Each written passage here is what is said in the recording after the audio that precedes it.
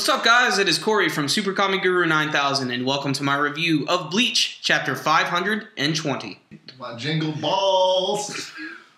This week's chapter of Bleach was a lot like last week's in a sense that it was not an action chapter, and we get a lot of brand new information and a lot of things that are revealed to us this week. But first and foremost, let's just talk a little bit about the beginning of the chapter. We get immediate information about Shunshui, and if you don't remember, in the last battle against the Quincy, he lost his eye. But that's not going to stop him, because he is now the Captain Commander of the Gote 13, replacing Yamamoto. And this is a really, really big deal, because Yamamoto had two students, and it's interesting that they're going to go with a guy with one eye.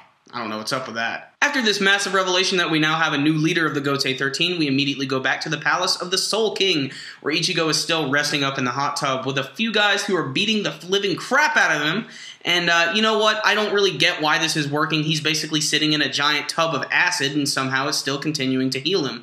We get to see that Korinji has two assistants who are really, really funny looking. They're super buff, and they have these goofy glasses on, and they have these really weird outfits on. And basically, they are just pounding the crap out of Ichigo.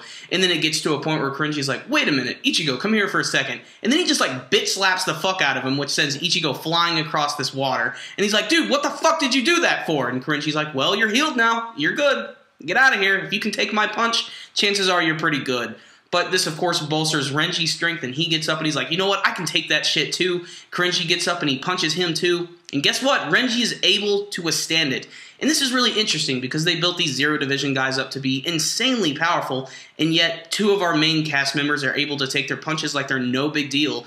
And really, they're not even captain level at this point. Yeah, they can use Bankai, but they aren't captains. So now that Renji and Ichigo, and I don't really know anything about Rukia, I guess she's still healing at this point, they decide that this part of their training is done and they're going to be sent off. And they're literally flung and thrown out of this place.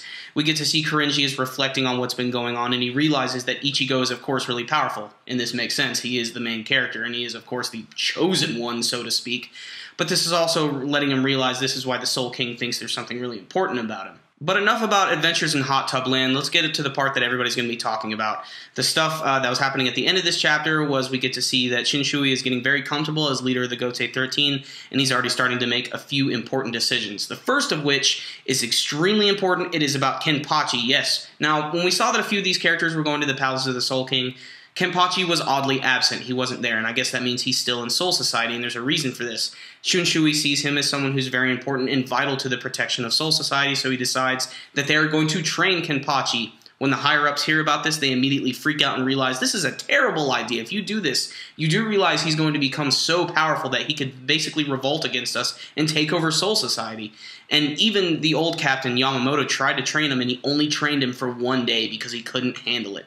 That, again, just shows that Kenpachi is a monstrously powerful character. But Shunshui has other plans. He knows that there's going to be someone else who can actually do this. And that's when we get our big reveal at the end of this week's chapter. We get to see that Retsu Unohana comes in. And she hasn't been entirely clear with us. She actually isn't Retsu Unohana. She's Unohana Yachiru, and she was the very first Kenpachi, the title given to the strongest Shinigami. So, did I like this week's chapter of Bleach? Hell yes, I did. There was a ton of really important things. Now, obviously, the stuff with Ichigo and Renji healing, that was a given. We knew that was going to happen, so I'm just going to let that go. But let's talk a little bit more about this Unohana stuff. This is a huge deal.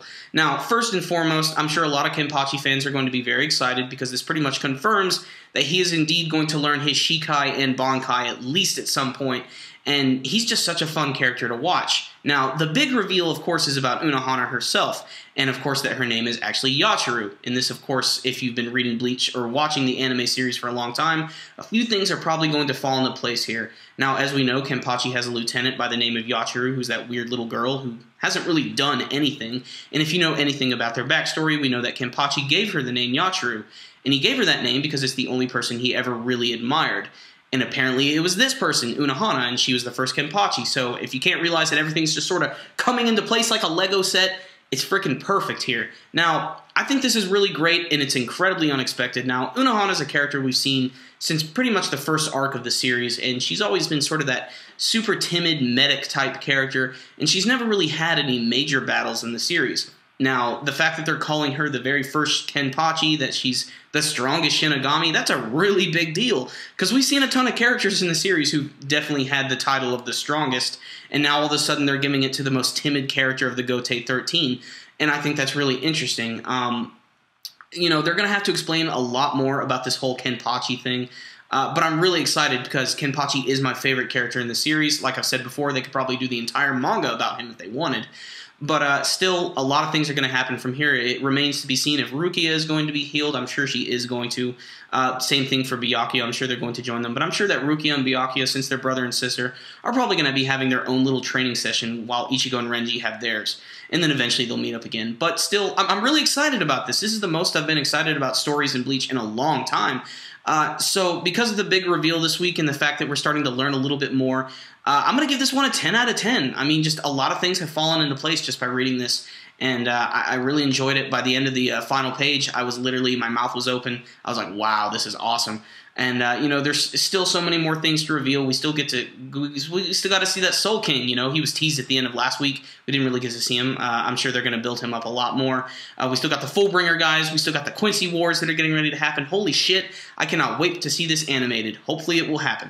Alright guys, that concludes this review today, but how did you guys feel about the big reveal about Unohana being the Kenpachi? You can let me know with your comments below. And remember guys, as always, if you like this video, make sure and give it a thumbs up. It really helps these videos out a lot. That concludes this review today. SuperKamiGuru9000, out. Yeah!